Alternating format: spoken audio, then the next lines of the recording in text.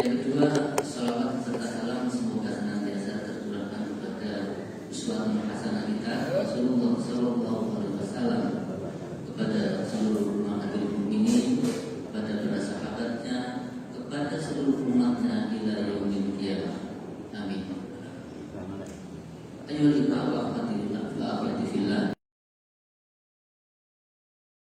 Mungkin ada jamaah yang sebagian besar hadir di sini memang pada malam hari ini itu waktunya kajian beliau Ustaz Rauf yang kami share sebelumnya, mungkin 5 hari yang lalu.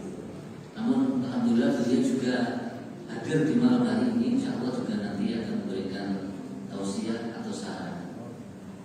Karena dengan adanya kondisi yang mendadak, maka acara kegiatan yang majelis yang biasa diisi Ustaz Rauf kami rubah menjadi kegiatan konsolidasi internal di lingkungan Nidaul Fitrah. Latar belakangnya kenapa? Mungkin sebagian besar para ikhwas semuanya sudah mengerti bahwa ada salah satu jamaah kita yang terindikasi yang saat ini sedang berurusan dengan pihak yang berwajib. Kemudian juga kemarin kami juga baru mendengar qadarullah ada salah satu wali santri kita di PKBM juga sedang berurusan dengan pihak yang berwajib. Untuk itu dalam waktu yang singkat ini kami perlu mengadakan konsolidasi internal agar kita tidak terseret-seret ke sana, atau juga sedikit banyak dengan adanya kasus ini akan mempengaruhi dari keberadaan yayasan Nidaul Fitrah, dan pengaruh itu sudah ada. Di antaranya ada beberapa donatur atau muslimin yang khawatir untuk berdonasi di tempat kita belajar ini. Nah, untuk itu dengan kondisi yang sangat urgent ini, kami dari Yayasan Nidaul Fitrah mengadakan konsolidasi, yang mana di malam hari ini nanti akan diisi oleh beberapa senior kami, para asatidzah. Yang pertama nanti akan disampaikan oleh beliau Ustaz Nur Yasin selaku Ketua Yayasan Nidaul Fitrah, akan menyampaikan beberapa nasihat tentang kondisi seperti ini. Kemudian dilanjut nanti setelah Ustaz Nur Yasin dilanjut dengan Ustaz Rauf. Insyaallah beliau juga sudah mempersiapkan materinya untuk memberikan saran dan nasihatnya terkait dengan fitnah atau cobaan yang sedang kita hadapi bersama ini. Selanjutnya yang ketiga nanti akan dilanjut saran dan nasihat dari beliau Ustaz Abu Jibril yang akan juga memberikan masukan-masukan terkait dengan kondisi kita saat ini. Dan kalau waktunya memungkinkan nanti juga hadir juga di tengah-tengah kita beliau Ustaz Dermawan. Barangkali ada yang ingin disampaikan, barangkali beliau punya pengalaman ketika ada kasus seperti ini di Ustaz Ali bin Abi Thalib. Barangkali nanti beliau berkenan, insyaallah. Kemudian yang terakhir nanti akan disusul dengan tanda tangan pernyataan, Ustaz.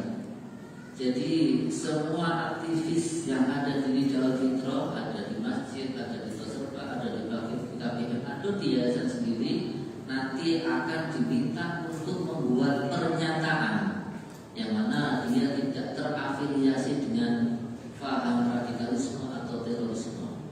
Nah, untuk malam ini akan secara simbolis beberapa yang telah kami tunjuk nanti akan melakukan penandatanganan pernyataan tersebut, dan yang lainnya nanti akan kita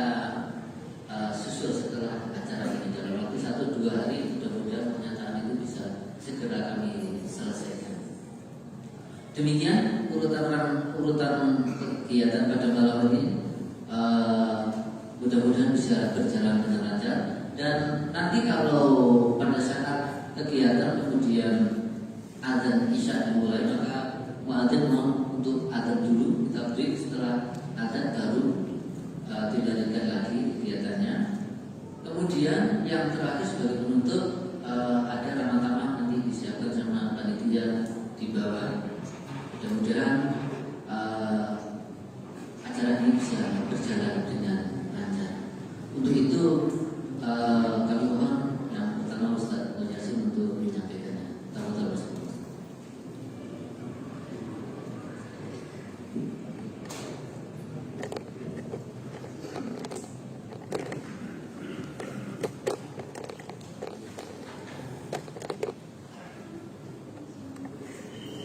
Mohon sebelumnya untuk Ustaz-Ustaz kalau barunya itu alokasi waktunya cuma 10 menit ya.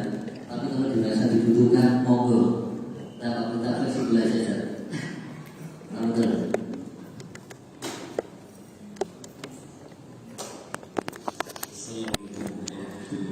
Wabarakatuh. Bismillah walhamdulillah. Wassalatu wassalamu ala rasulillah wa ala alihi wa ashabihi wa mawalah wa ba'd. Jazakumullah khairan.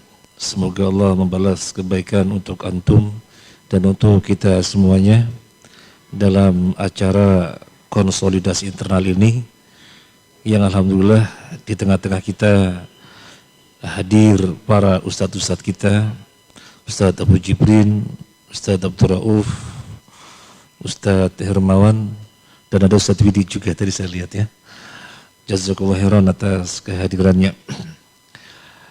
Ada beberapa hal yang ingin kita sampaikan bahwasanya, tapi sebelumnya saya sampaikan dulu, kami dari Surabaya datang dengan Pak Hendi Suherman bagian sekretaris dan Budi Santoso bagian dakwah.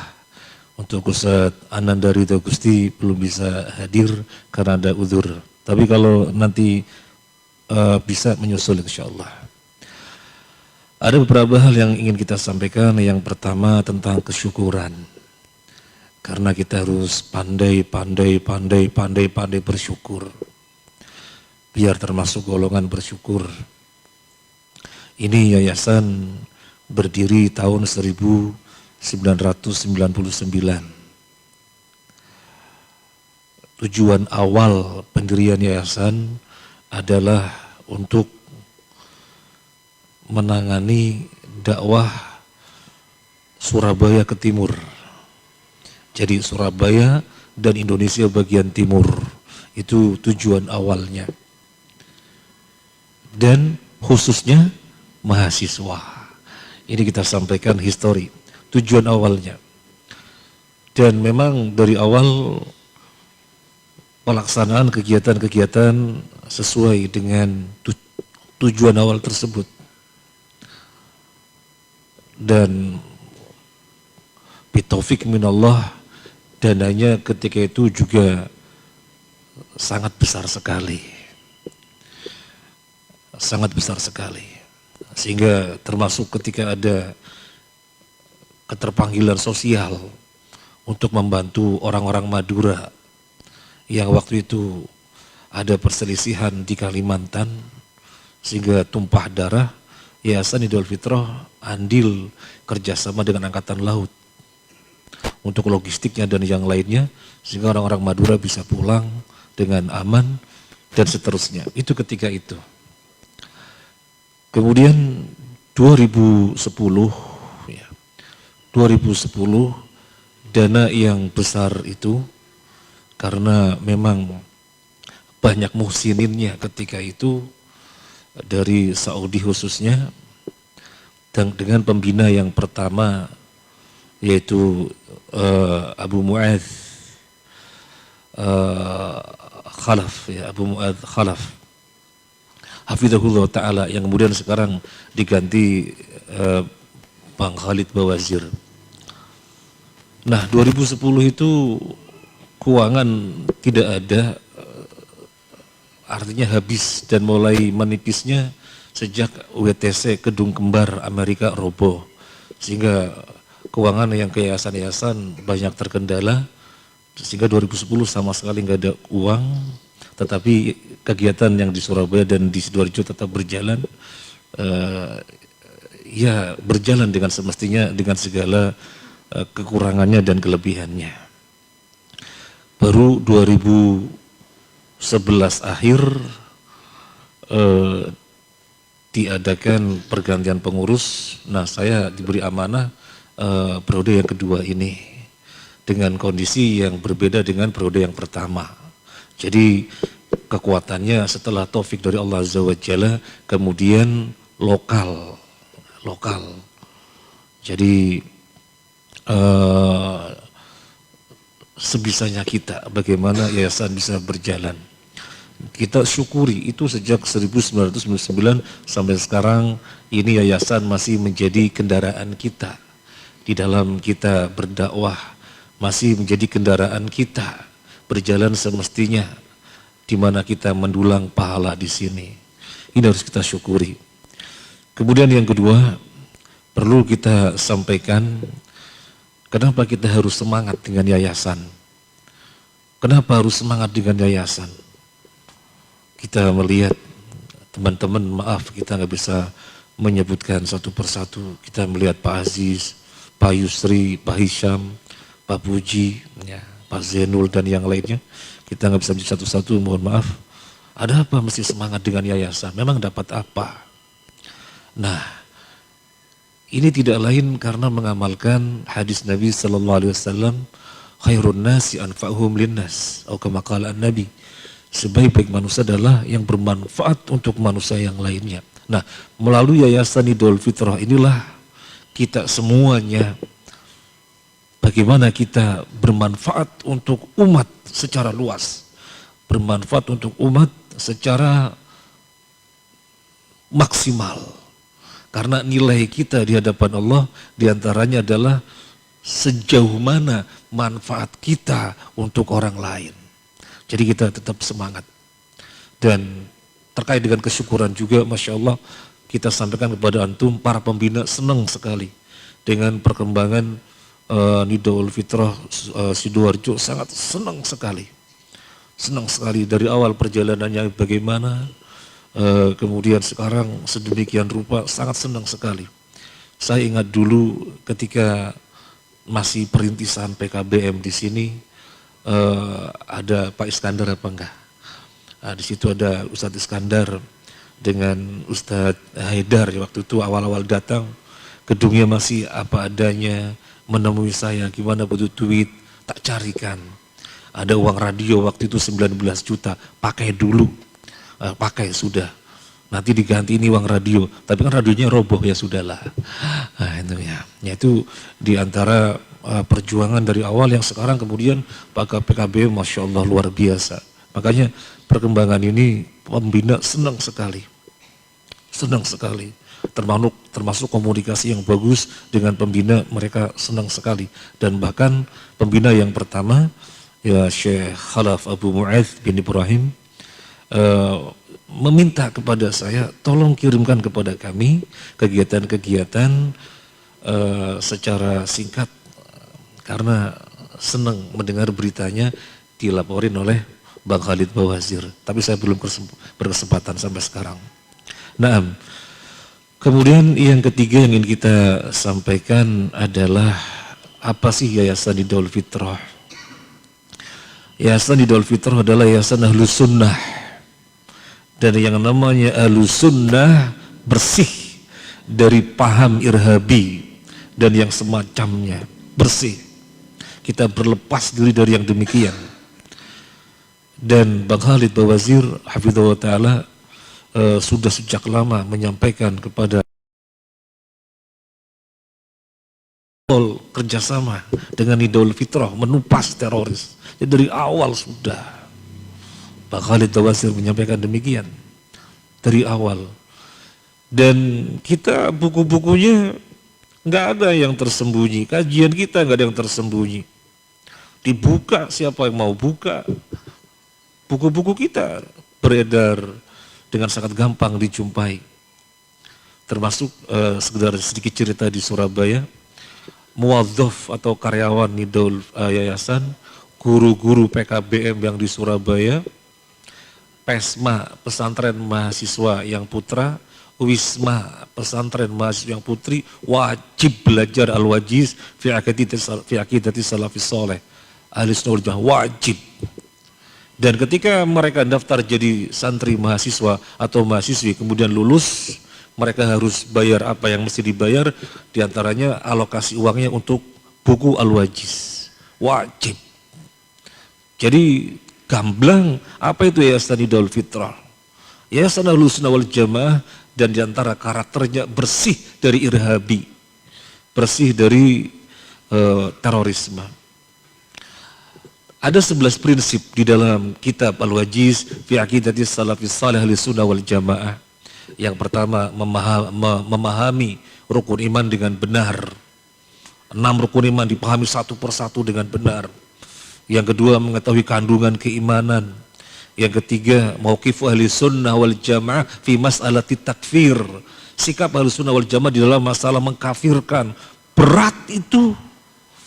Menvonis kafir itu berat. Itu akidahnya Khawarij. Yang neo Khawarij berupa terorisme itu. Kita jauh dari yang demikian.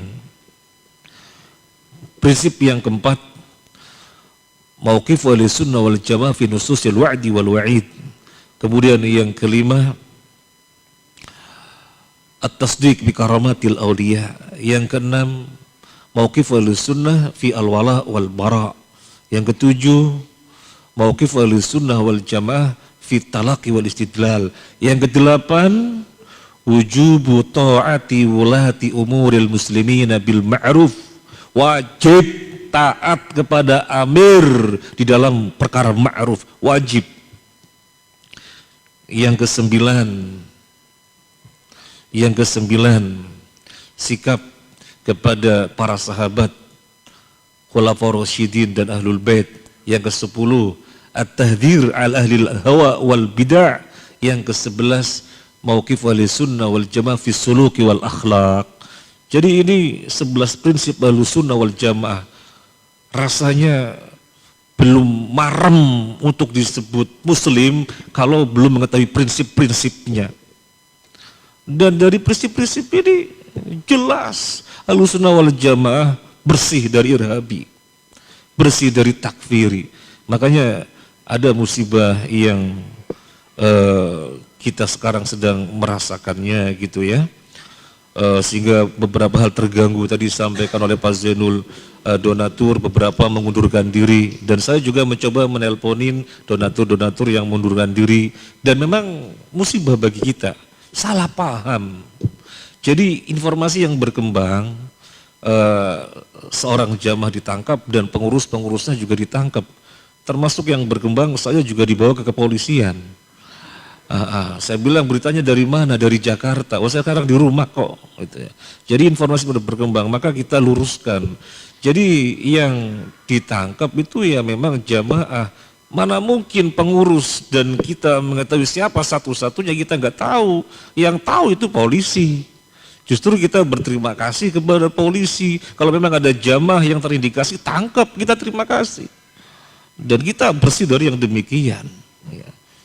Nah, kemudian yang berikutnya, sebenarnya ini musibah yang kedua ya, kita katakan yang kedua karena berdekatan sekali dengan yang pertama atau yang sebelumnya. Kita ada musibah, mungkin Pak Aziz, Pak Yusri dan yang lainnya sudah menyampaikan tentang masalah tanah. Kita harus pakai pengacara. Itu membuat kita mikir gitu ya, ini belum selesai, ada sesuatu yang baru, ya sudah kita ambil hikmahnya. Nabi sallallahu alaihi wasallam bersabda, man yuridillahu bi khairan yusib minhu, atau kama qala dalam hadis Bukhari, barang siapa yang Allah kehendaki kebaikan, Allah timpakan musibah. Nah dengan ini maka kita menjadi terasa lebih ringan insya Allah. Nah, kemudian yang berikutnya cuma 10 menit ini sudah habis. Yang ini kita sampaikan adalah refleksi apa yang bisa kita ambil dari kejadian-kejadian ini. Saya mohon maaf yang mendapatkan amanah sebagai Ketua Yayasan Idul Fitrah untuk cabangnya adalah Pak Yusri dengan teman-temannya ingin menyampaikan semoga bermanfaat khususnya untuk saya yang menyampaikan dan untuk keseluruhannya bahwasanya di dalam kita menjalankan yayasan ini harus solid. Tadi disampaikan konsolidasi harus solid, nggak boleh berjalan sendiri-sendiri. Bagaimana untuk solid? Saya akan menyampaikan 2 poin saja. Yang pertama harus ada rapat yang pasti, katakan rapat bulanan yang melibatkan seluruh pengurus inti. Kemudian di dalam rapat itu 2 hal yang harus diperhatikan. Ini yang mau saya sampaikan, 2 hal yang harus diperhatikan. Yang pertama, sampaikan apa adanya di dalam rapat tersebut dengan suasana nggak ada istilah menghakimi dan dihakimi. Belak-belakan terus terang dan tidak ada yang merasa ini menghakimi, ini dihakimi, nggak ada. Sehingga semuanya plong bebas menyampaikan. Wong ini kebaikan tujuannya sama. Misalnya seseorang merasa kok saya yang kena, oh enggak, ini enggak ada menghakimi. Enggak ada menghakimi dan enggak ada dihakimi. Ini untuk kebaikan, harus soroh, harus terbuka. Kalau rapat sudah ditutup, enggak ada rapat setelah rapat. Ini 2 hal penting sekali. Enggak ada rapat setelah rapat. Ya. Enggak ada rapat setelah rapat. Sudah, keputusan mengikat keseluruhannya. Baik yang idenya diterima atau tidak diterima, atau yang masukannya diterima atau tidak diterima, sudah mengikat keseluruhannya. Saya idenya tidak diterima, ya sudah, ini keputusannya mengikat saya dan seluruhnya. Dengan ini insya Allah solid, kokoh, insya Allah. Jadi tidak sampai kemudian kayak ada dualisme kepemimpinan, itu jangan sampai. Jangan sampai. Secara umum di bawah satu komando, Bapak Yusri Hafizahullah Ta'ala ya, belum bisa hadir Pak Yusri, pasti belum bisa hadir ya, belum bisa karena semoga Allah memberi kesabaran yang semakin kuat lagi. Jadi satu komando, ya enggak kayak jalan sendiri-sendiri, ini tahu ini enggak tahu, enggak. Inilah pentingnya diadakan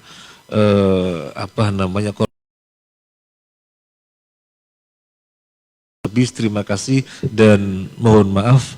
Wassalamualaikum warahmatullahi wabarakatuh.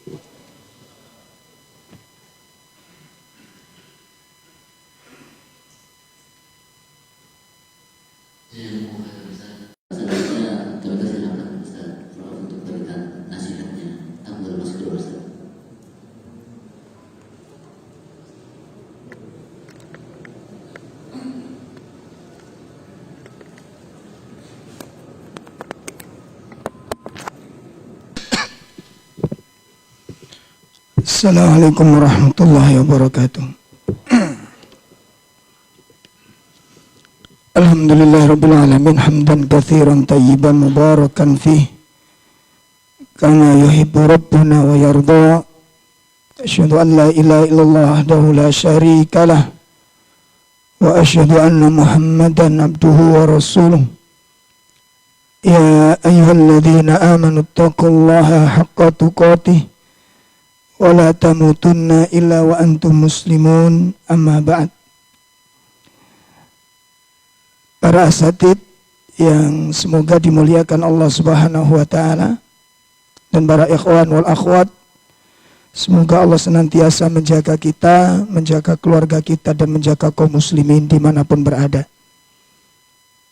Pertama, kita bersyukur kepada Allah mana malam hari ini Allah pertemukan kita, dan ini salah satu hikmah dari sebuah musibah ini. Jadi kalau nggak ada musibah sulit ustadz-ustadz ngumpul ini.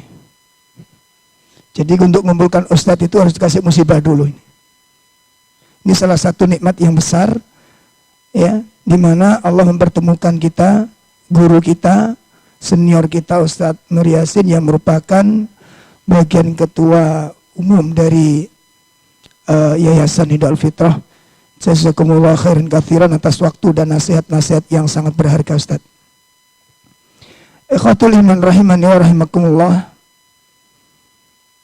Menilik dari sebuah kitab yang ditulis oleh Syekh Al-Utsaimin, bisa nanti kita melihat di dalam Usulul Iman bahwa salah satu di antara kenapa Islam ini adalah agama yang mulia, yang sangat tinggi nilainya dan sangat agung ajaran-ajarannya.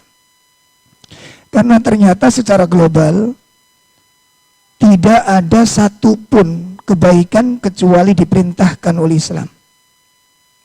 Ya, tidak ada satupun kebaikan yang tidak diperintahkan oleh al-Islam. Artinya apa? Semua kebaikan itu diperintahkan oleh Allah Tabaraka wa Ta'ala di dalam kitabnya dan diajarkan oleh Nabi-Nya Sallallahu Alaihi Wasallam. Bahkan tidak tersisa satupun perkara-perkara yang mendekatkan seseorang ke dalam surga, dan tidak ada satupun perkara-perkara yang menjauhkan orang dari neraka kecuali sudah dijelaskan oleh Nabi Sallallahu Alaihi Wasallam. Begitu juga sebaliknya, tidak ada satupun perkara yang buruk, ya, tidak ada satupun perkara yang jelek kecuali pasti dilarang dalam Islam. Sekecil apapun itu bentuknya. Sekecil apapun bentuknya. Maka di dalam kitab ini, beliau memerincikan beberapa poin. Di antaranya, yang pertama Allah memerintahkan kepada kita untuk bertauhid dan melarang syirik. Nanti kita kasih semacam ensiklopedia tentang perintah dan larangan, dan itu bisa kita lihat secara terbuka di dalam kitab-kitabnya para ulama kita. Yang pertama, Allah perintahkan kita untuk bertauhid, melarang kita untuk berbuat syirik. Kita perhatikan perintah dan kita lihat lawannya. Yang kedua, Allah perintahkan kita untuk bisidqi, untuk bersikap jujur, dan Allah larang kita untuk dusta. Masya Allah, Allah perintahkan kita untuk jujur, ya, dan Allah melarang kita untuk dusta.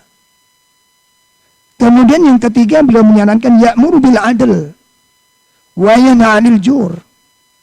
Allah perintahkan kita untuk bersikap adil dan Allah melarang kita dari bersikap curang. Coba perhatikan perintahnya dan perhatikan larangannya. Tidak ada satu perintah kecuali pasti baik, dan tidak ada larangan kecuali pasti hal yang buruk. Kemudian yang keempat, ya'muru bil amanah. Allah perintahkan kita untuk bersikap amanah, ya, wa yanha 'anil khiyanah, dan Allah melarang kita dari perbuatan khianat. Subhanallah. Dan ini kalau diterapkan, yang mendapat manfaat bukan cuma kaum muslimin saja. Yang mendapat faidah bukan cuma kaum muslimin, semua manusia akan mendapatkan manfaat dari ajaran yang mulia ini. Ya. Kemudian yang kelima, ya'muru bil wafa. Allah perintahkan kita untuk memenuhi janji. Wa yanha 'anil ghadar. Dan Allah melarang kita dari sikap apa? Mengingkari janji. Sampai kalau seandainya kita menjadi pekerja di sebuah perusahaan, walaupun pekerjaan ini, di dalam pekerjaan itu bukan miliknya kaum muslimin, bukan milik orang-orang muslim, maka kita tetap menjaga konsekuensi dan tanggung jawab di dalamnya ini. Tidak boleh mengambil barang-barang perusahaan dibawa pulang dengan alasan ini miliknya orang kafir, atau bikin surat dokter palsu, ya, pura-pura sakit padahal nggak sakit, mungkin sakit hati gitu. Ya. Ini nggak boleh, ya, ini nggak benar gitu, dan seterusnya.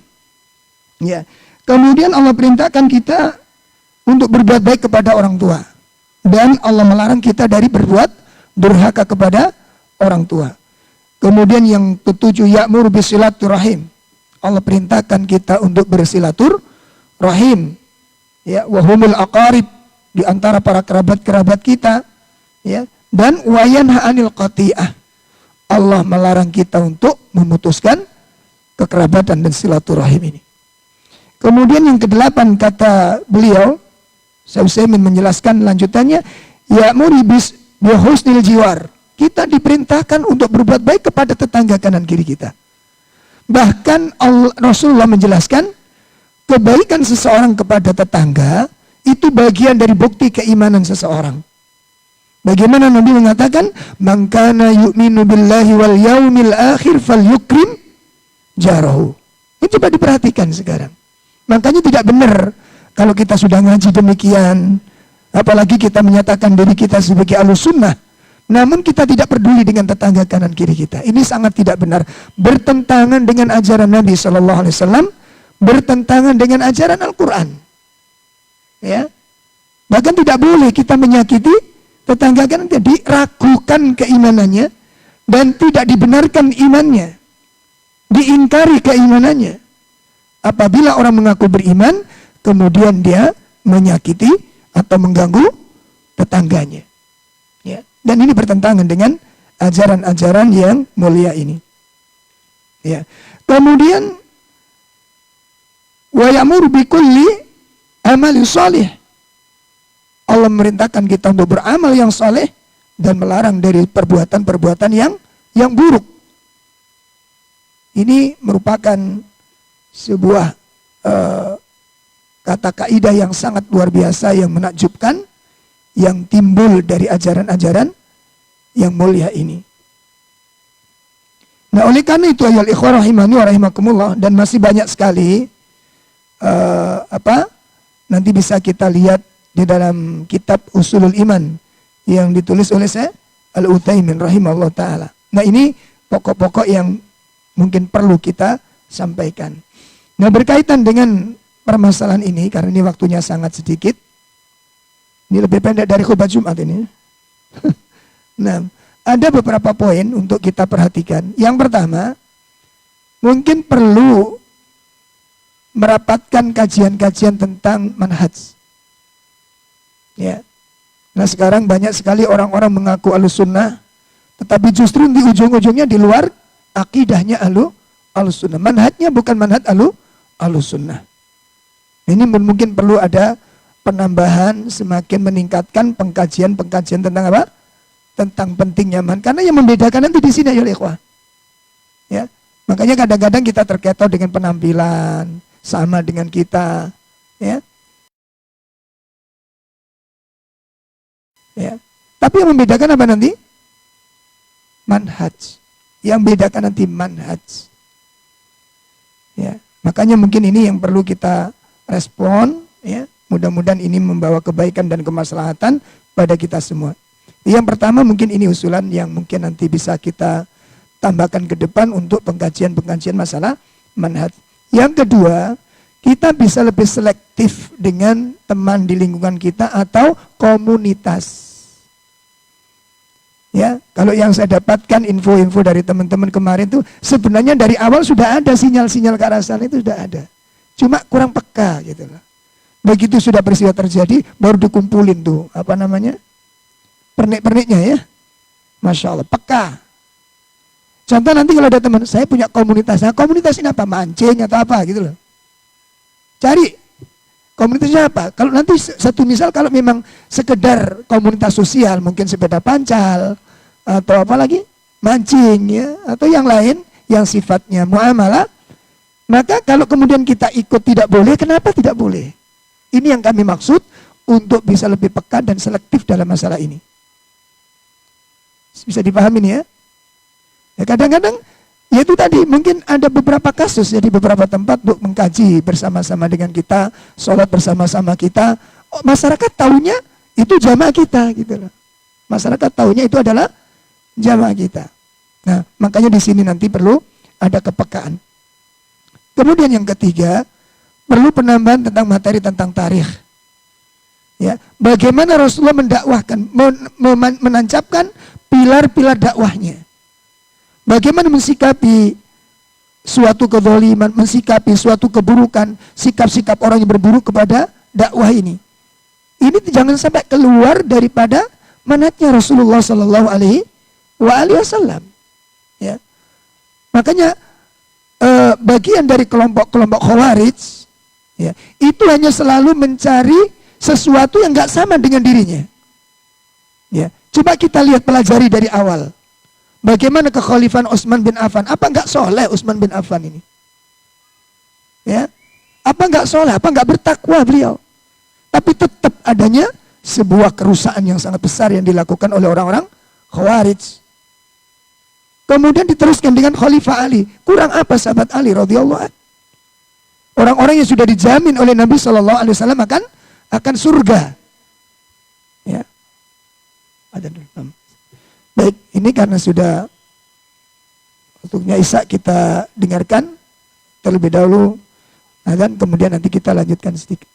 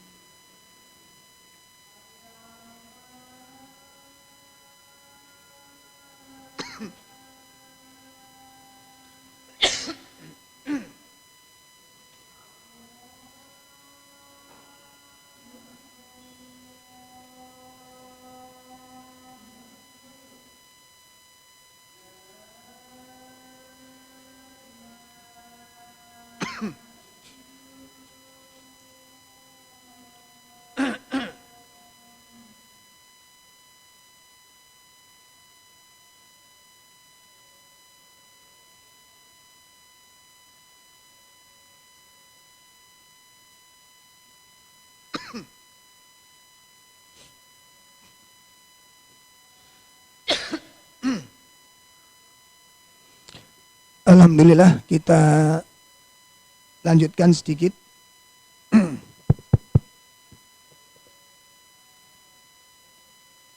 Jadi yang ketiga usulan yang mungkin perlu ditambahkan dalam kajian-kajian kita nanti, yakni berkaitan dengan masalah tarikh.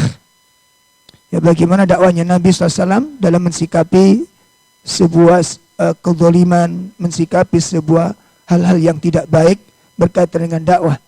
Maka ini tidak boleh keluar daripada metode yang telah diajarkan oleh Nabi Shallallahu Alaihi Wasallam. Kemudian yang keempat, hal-hal semacam ini jangan membuat kita kemudian panik yang berlebihan. Ya, yang kemudian kita salah tingkah, salah sikap, dan salah perbuatan. Ya, kenapa demikian? Karena apa yang sudah terjadi ini di luar dari ajaran yang kita miliki. Ya, kita bersikap tenang karena kita tidak merasa memiliki sifat yang demikian. Ya, akidah kita, manhaj kita tidak mengajarkan yang demikian. Ini yang membuat harus kita bersikap tenang. Jadi jangan terlalu panik. Adapun mungkin ada kaget, terkejut, itu merupakan hal-hal yang manusiawi. Ya, tapi kita jangan terlalu panik karena akidah kita tidak mengajarkan ajaran-ajaran yang takfiri, yang memudahkan untuk mengkafirkan atau melakukan hal-hal yang bersikap teror. Kita melihat dari sebuah hadis yang pendek yang diajarkan oleh Nabi SAW kepada kita tentang Nabi menyebutkan tentang cabang-cabang iman. Di mana Nabi menyebutkan di sana bahwa cabang iman itu yang paling tinggi adalah kalimat apa? La ilaha illallah. Kemudian yang paling rendah adalah menyingkirkan gangguan dari tengah jalan. Coba kita petik pelajaran yang sangat berharga ini. Ya. Kalau ajaran iman itu menyingkirkan sesuatu yang membahayakan orang, lalu bagaimana kalau melemparkan sesuatu yang membahayakan orang? Ini ajaran iman dari siapa? Ya, cabang iman yang diajarkan oleh Nabi SAW menyingkirkan sesuatu yang memudaratkan orang lain, jangan sampai membuat bahaya bagi orang lain. Jadi kalau kemudian ada ajaran yang mengajarkan tentang kemudaratan dan menimbulkan kerusakan yang besar, ini ajaran rukun iman yang mana dan cabang iman yang mana? Ini bertentangan dengan konsep-konsep keimanan yang diajarkan oleh Nabi SAW. Nah, kemudian yang kelima yang mungkin perlu saya usulkan, karena kami melihat alhamdulillah teman-teman di Nidal Fitrah sangat antusias, sangat bersemangat ketika ada bakti sosial ya. Seperti kemarin terakhir ada di sini di Kepung Banjir Ustaz.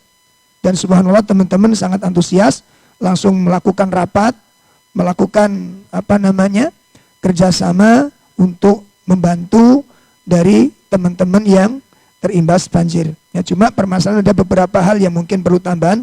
Yang pertama, kalau musibah itu sifatnya global, maka target yang kita santuni juga sifatnya apa? Global. Jadi bukan cuma hanya sebatas dari jamaah kita saja. Karena ini nanti bisa menimbulkan fitnah. Ya, mungkin orang mengatakan, oh ya memang kita bukan jamaahnya. Nanti bisa seperti itu. Itu yang pertama, yang mungkin perlu kita jadi evaluasi ke depan. Yang kedua, ini kalau bisa kita kerjasama dengan perangkat. Jadi kami kalau di beberapa tempat biasanya selalu melibatkan perangkat. Ya, perangkat-perangkat desa, RT, RW itu kita libatkan untuk membantu proses tentang bakti sosial ini ya. Karena dengan keterlibatan salah satu perangkat ini menunjukkan bahwa kita punya sinergi dengan aparat yang bersangkutan, dan hal ini adalah sesuatu yang baik, sesuatu yang maslahat, yang akan mendatangkan kebaikan-kebaikan pada dakwah. Kemudian yang keenam, hendaknya diperhatikan kita untuk selalu memperhatikan akhlak yang baik, ya, memiliki sifat yang welcome kepada masyarakat kita dalam masalah-masalah muamalah, ya, dalam keseharian, kehidupan sehari-hari bermasyarakat, selama di sana tidak mengandung unsur-unsur kemaksiatan dan kesyirikan. Ya, jadi kita terbuka dengan masyarakat sekitar, terbuka dengan masyarakat di tempat kita tinggal, yang ingin menunjukkan bahwa ini bagian dari buah dari ilmu yang kita dapatkan dari kajian-kajian kita, supaya nanti tidak ada fitnah-fitnah. Oh, ini kelompoknya yang sana biasanya tertutup dengan masyarakat. Bahkan nanti kalau antum baca di dalam kitab Zadud Da'iyah Ilallah yang ditulis oleh Syekh Al-Utsaimin, itu sangat menarik. Bahwa kalau orang punya misi dakwah, tidak boleh punya sekat antara dirinya dengan masyarakat. Karena nggak mungkin kita bisa menyampaikan sunnah, mengajarkan sunnah, memperkenalkan sunnah, kalau kita sendiri tidak ada sambungan dengan masyarakat. Ya, sebagaimana tadi saya sebutkan, tetap dalam koridor-koridor syar'i. Ya, ini yang keenam. Kemudian yang ketujuh, jangan dihadapi dengan logika dan perasaan semata. Libatkan Allah Subhanahu wa Ta'ala.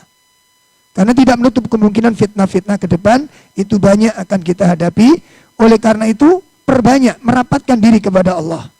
Perbanyak doa kepada Allah, minta perlindungan dan penjagaan dari Allah Subhanahu wa Ta'ala, agar masyarakat kita dan jamaah kita dan manhaj kita dan dakwah kita senantiasa mendapatkan penjagaan dari Allah Subhanahu wa Ta'ala. Mungkin itu saja dari saya pribadi, kurang lebih mohon maaf. Mudah-mudahan ini bermanfaat untuk kita semuanya. Nanti insya Allah akan dilengkapi dengan asatid-asatid kita yang lainnya. Alhamdulillahirabbil alamin. Assalamualaikum warahmatullahi wabarakatuh.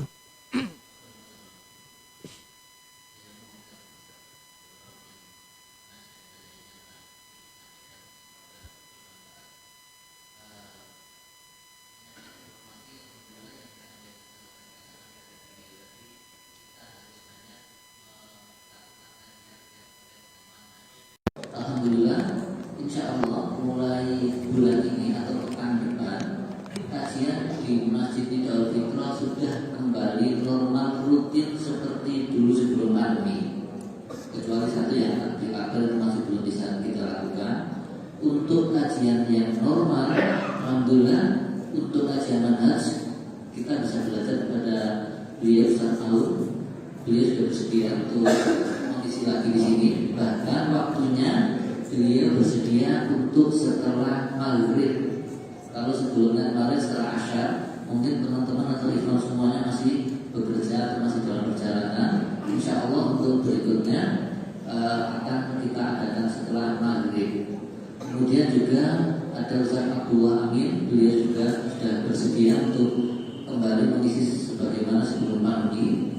Kemudian yang ketiga, alhamdulillah Ustaz Ali Ibrahim yang dari Pasuruan juga bersedia dan waktunya tetap sama di akad pertama setiap bulannya.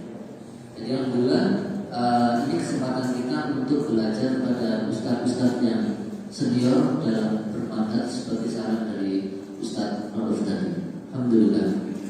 Kemudian untuk berikutnya dilanjut nasihat saran dari beliau Ustaz Abu Jibril.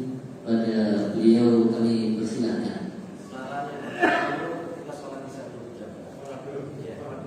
Betul. Jadi kita sepakat kita sholat isya dulu. Setelah itu dilanjut tausiah dari beliau Ustaz Abu Jibril. Setelah dari sholat Ustaz Abu Jibril nanti dilanjut dengan penandatanganan pernyataan. Baik, kita lakukan sholat isya berjamaah. Untuk nanti